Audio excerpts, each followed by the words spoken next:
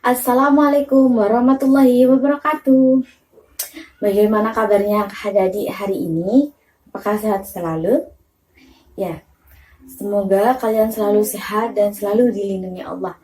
Sebelum melakukan kegiatan pembelajaran kali ini, marilah kita terlebih dahulu berdoa agar pembelajaran kali ini bisa berjalan lancar dan materi yang didapatkan semoga bermanfaat. Berdoa dimulai. Selesai. Ada yang tahu hari ini kita akan belajar apa? Ya, hari ini kita akan belajar yaitu sistem pencernaan pada manusia. Sebelum masuk ke materi pembelajaran kali ini, kita harus mengetahui indikator pembelajaran yang harus dicapai. Indikator pembelajaran kali ini yaitu mengidentifikasi jenis-jenis bahan makanan serta kandungan makanan dalam kehidupan sehari-hari. Yang kedua yaitu menjelaskan proses pencernaan manusia.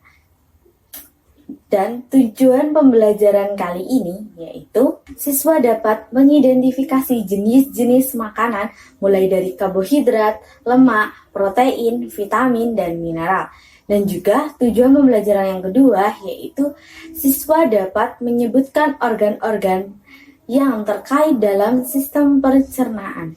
Yang kemudian siswa dapat menjelaskan sistem pencernaan dengan benar, yaitu mulai dari mekanisnya dan fungsi dari organ-organ tersebut. Sistem pencernaan manusia ini merupakan peta konsep dari materi kali ini.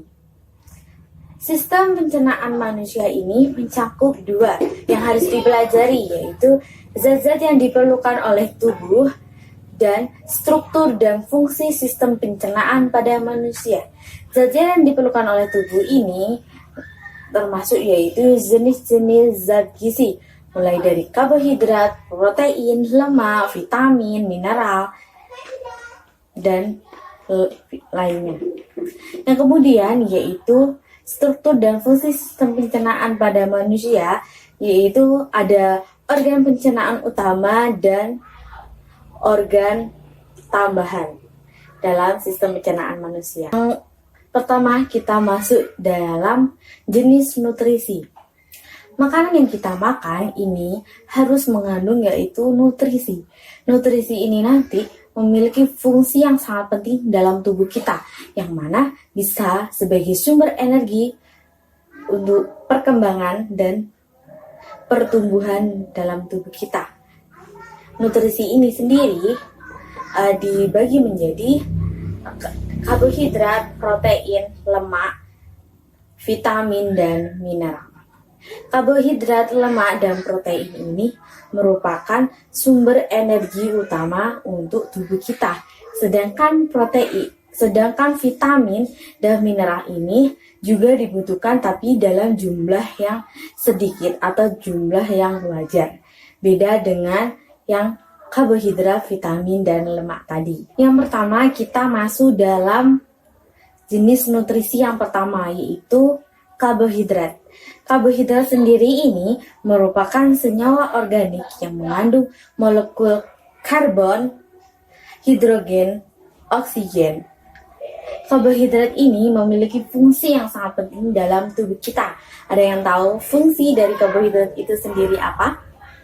Ya, sebagai yang pertama yaitu sebagai sumber energi. Yang kedua yaitu mengatur proses metabolisme tubuh. Yang ketiga yaitu membantu proses penyerapan kalsium dan fungsi lainnya. Ada yang tahu karbohidrat itu sendiri terbagi menjadi 3. Yang pertama ada gula, yang kedua ada pati, dan yang ketiga ada serat. Karbohidrat yang pertama yaitu gula. Gula ini merupakan karbohidrat sederhana. Biasanya gula ini kita temui pada buah-buahan dan madu. Yang selanjutnya yaitu pati dan serat. Pati dan serat ini merupakan suatu karbohidrat yang kompleks. Pati ini biasanya kita temukan itu pada makanan yaitu seperti jagung, beras, dan kentang. Yang kemudian jenis karbohidrat yaitu serat. Serat ini bisa kita temukan pada roti gandum, sereal, dan buah-buahan. Setiap makan kalian pasti ada nasinya. Berarti nasi termasuk jenis karbohidrat apa ayo? Ya betul. Nasi termasuk karbohidrat yaitu dalam jenis karbohidrat yang dalam bentuk pati. Betul sekali. Yang selanjutnya yaitu protein. Protein ini sendiri merupakan senyawa organik yang mengandung molekul hidrogen, oksigen, nitrogen, dan kadang mengandung sulfur dan fosfat. Ada yang tahu protein ini dibagi menjadi berapa? Ya, ada 2 jenis protein. Yang pertama, protein hewani dan protein nabati. Protein hewani biasanya kita dapat dari mana, ayo? Ya, protein hewani ini biasanya kita dapatkan dari daging, ikan, susu, dan telur. Protein nabati ini dari kacang-kacangan, yaitu kacang hijau, kacang kedelai. Serta ada yang tahu fungsi dari protein itu sendiri apa? Fungsi protein ini sendiri yaitu tentunya sebagai sumber energi bagi tubuh kita. Yang kemudian yaitu mengganti sel-sel tubuh yang rusak. Yang ketiga yaitu sebagai bahan baku pembuatan enzim, hormon, antibodi, dan hemoglobin pada tubuh kita. Yang selanjutnya yaitu lemak. Lemak ini sendiri merupakan senyawa organik yang tersusun atas unsur karbon, hidrogen, oksigen, dan biasanya itu terdapat fosfor serta nitrogen. Lemak ini sendiri biasanya ada di apa yo? Ya, ada di hewan dan ada di tumbuhan. Ada di hewan biasanya disebut lemak nabati, sedangkan di hewan yaitu biasa disebut lemak hewani. Mungkin ada yang tahu lemak nabati itu kita dapatkan dari mana?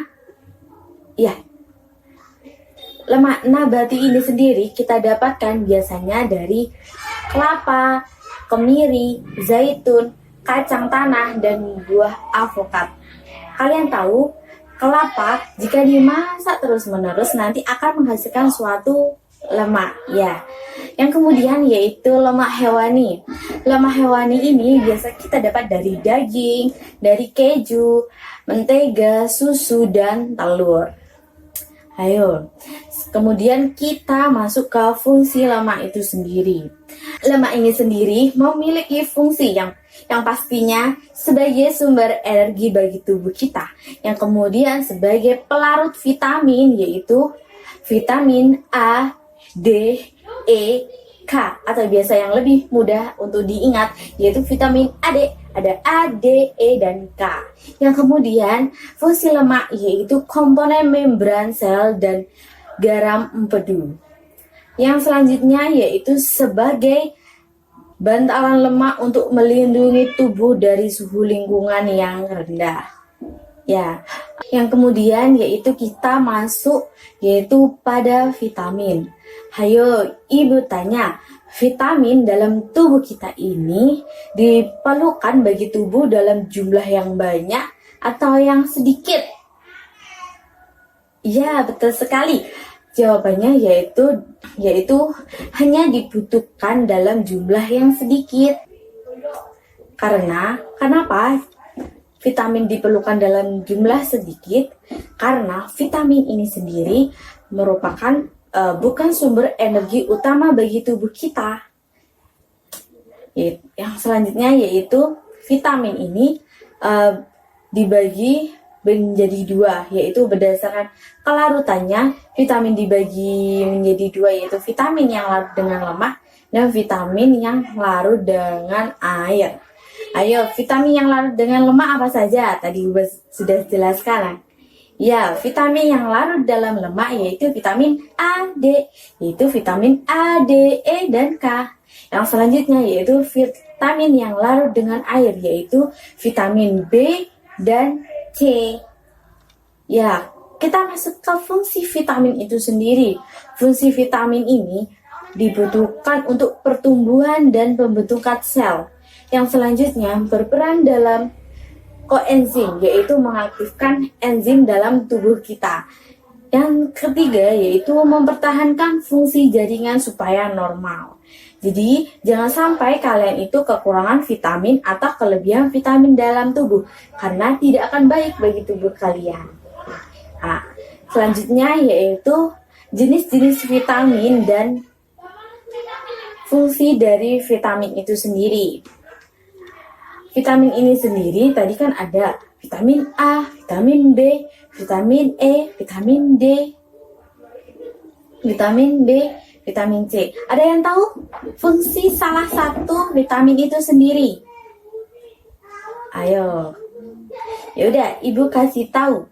Yaitu pada vitamin pertama yaitu vitamin A. Vitamin A ini berfungsi untuk menjaga kesehatan mata dan meningkatkan daya tahan tubuh. Dan biasanya sumber dari vitamin A apa saja? Ayo. Dari hati, dari wortel, dan minyak ikan. Ingat, hati ini berasal dari hati sapi, hati ayam. Bukan hati kalian loh ya. Ya, bagaimana kalau kita jika kekurangan vitamin A, apa yang akan terjadi? Ayo, jadi jika kalian kekurangan vitamin A, nanti akan menjadi mata kalian akan kabur, yang kemudian yaitu kerusakan pada hati dan tulang serta rambut bisa rontok. Kalian nggak mau kan rambut kalian rontok? Jadi jangan lupa minum vitamin A yang bersumber dari wortel, hati, dan minyak ikan. Yang selanjutnya yaitu mineral. Mineral ini sendiri merupakan bahan-bahan anorganik yang berfungsi sebagai zat pengatur. Mineral ini diperlukan dalam jumlah yang sedikit.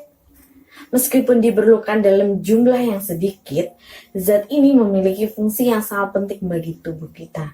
Misalnya yaitu kalsium. Kalsium ini membantu tubuh kita untuk kontraksi otot, memelihara detak jantung sebagai kofaktor pembentuk karbohidrat dan protein. Kemudian, mineral ini bisa ditemukan di susu, telur, ikan, dan buah-buahan. Dan bagaimana jika tubuh kita kekurangan mineral tersebut? Apa yang terjadi ya? Yo? Ya, nantinya tubuh kita akan membuat otot itu menjadi lemah atau kelemahan otot yang bisa mengakibatkan yaitu kejang otot yang paling fatal dan membuat pertumbuhan terlambat dan bisa membuat karies. Yang selanjutnya air. Air ini sendiri merupakan suatu komponen yang paling banyak pada tubuh kita, yaitu sekitar 72 dari berat tubuh tersusun yaitu dengan air. Hayo, ada yang tahu berapa banyak air yang dibutuhkan di tubuh kita dalam satu hari? Ya betul, yang dibutuhkan pada tubuh kita pada satu hari itu yaitu 2,5 liter atau 2.500 ml. Jadi ini yang dibutuhkan dalam satu hari. Jangan lupa untuk minum air ya. Yang selanjutnya yaitu fungsi air bagi tubuh. Fungsi air bagi tubuh ini yaitu untuk mengatur suhu tubuh yang kemudian melembabkan jaringan tubuh seperti bagian bibir, bagian mata, dan bagian hidung. Dan fungsi air yaitu melindungi organ vital tubuh dan jaringan lainnya. Yang selanjutnya yaitu masuk pada sistem pencernaan. Sistem pencernaan ini sendiri terdapat dua organ pencernaan yang penting, yaitu berikut ini skema peta konsep dari sistem pencernaan.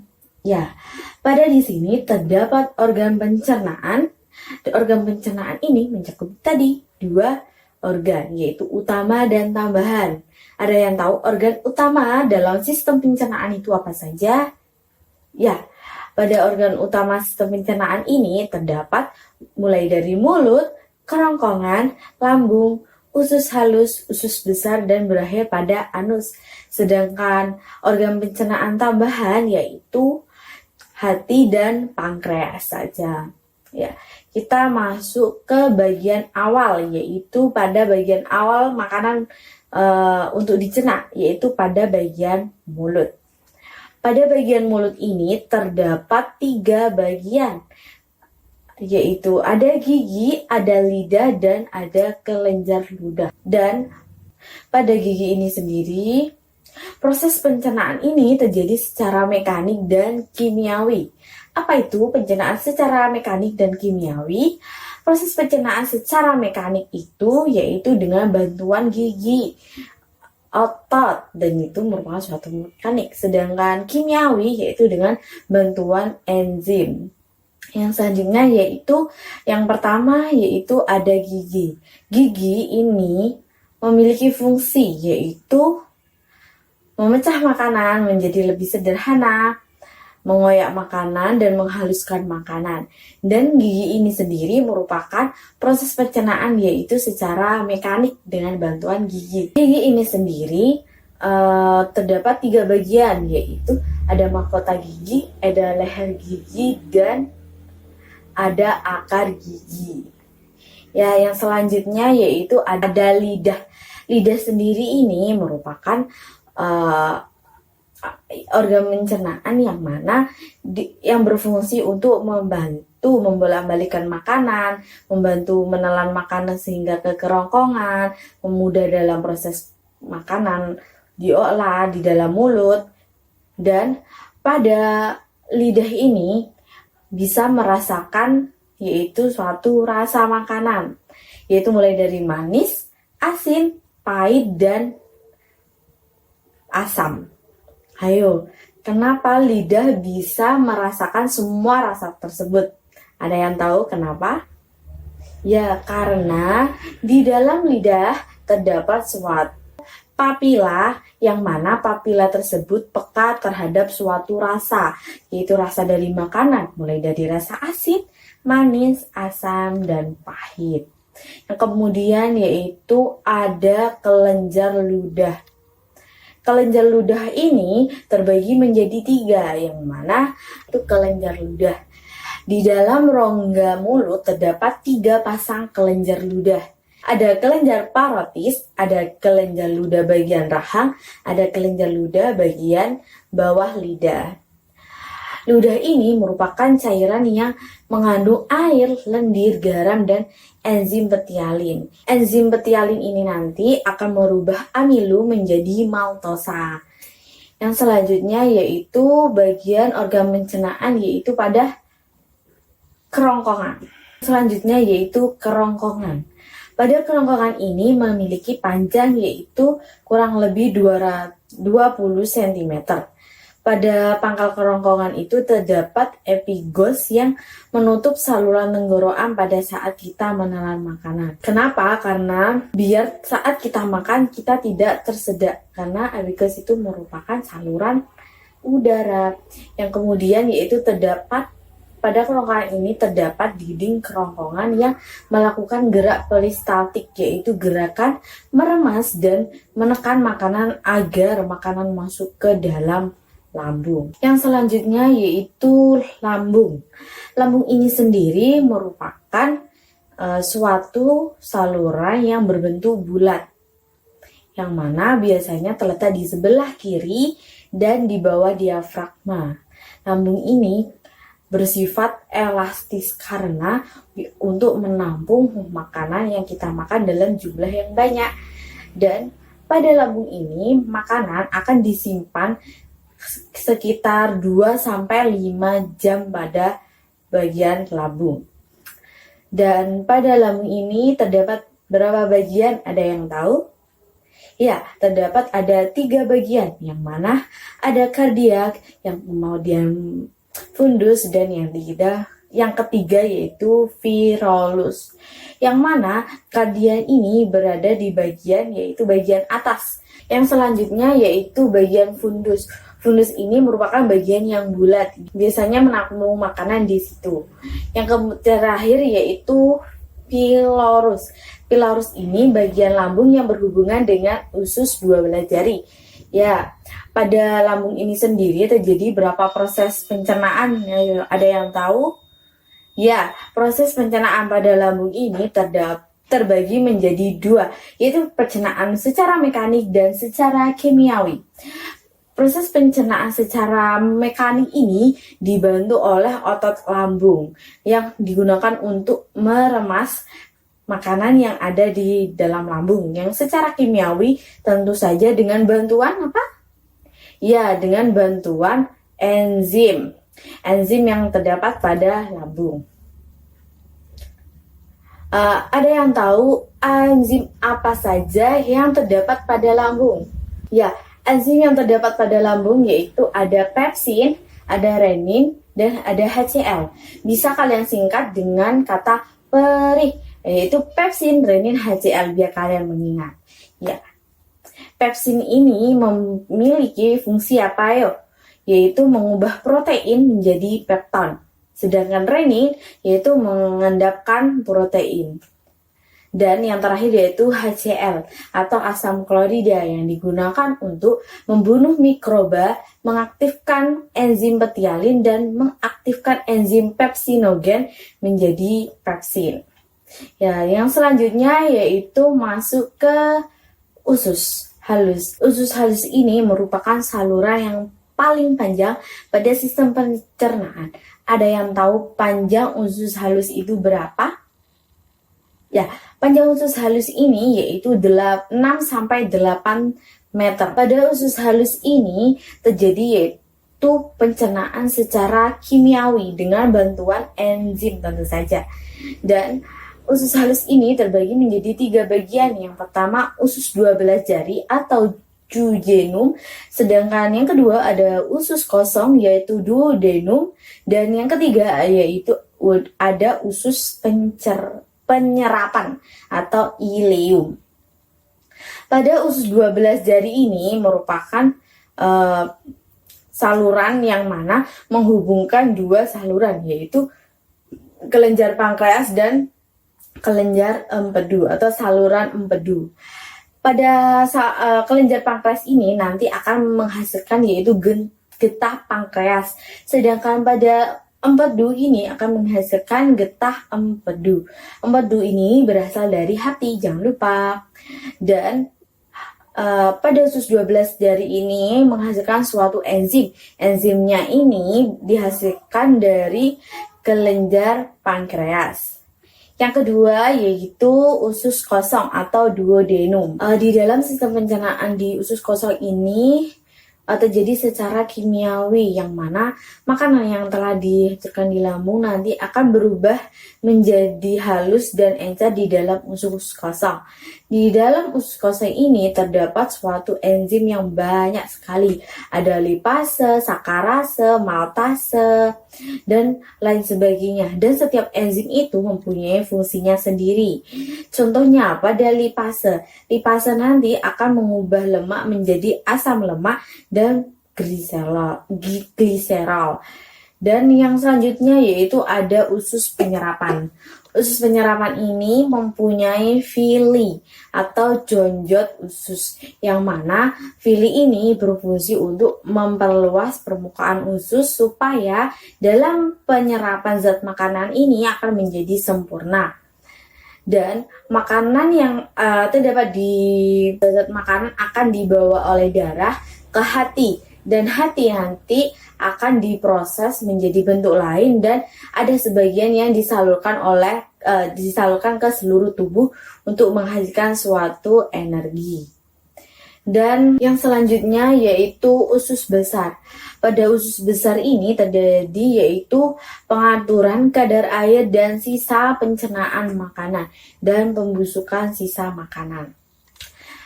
Jadi di dalam usus besar ini air yang kita minum nanti akan diserap di usus besar.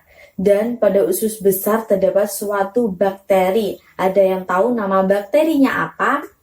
Ya, bakteri dalam usus besar ini yaitu bakteri E. coli, yang mana bakteri ini berfungsi untuk membusukkan sisa-sisa makanan dan menghasilkan vitamin A. Jadi, makanan yang tidak dicerna atau tidak diserap oleh tubuh nanti akan dibusukkan oleh E. coli dan nanti akan dibuang dalam bentuk feses. Dan fungsi usus besar ini sendiri yaitu untuk mengatur kadar air pada sisa makanan. Jadi semakin kalian banyak minum air, maka kadar feses kalian akan semakin tinggi. Dan jika kalian kurang minum air, maka feses kalian akan keras. Jadi banyak minum air ya. Yang kemudian yaitu ada anus. Anus ini sendiri merupakan saluran akhir dari sistem pencernaan, yang mana berfungsi untuk mengeluarkan sisa zat makanan yang tidak dibutuhkan oleh tubuh. Terima kasih telah mengikuti pembelajaran kali ini. Semoga kalian memahami pembelajaran yang telah Ibu sampaikan. Ibu akhiri. Assalamualaikum warahmatullahi wabarakatuh.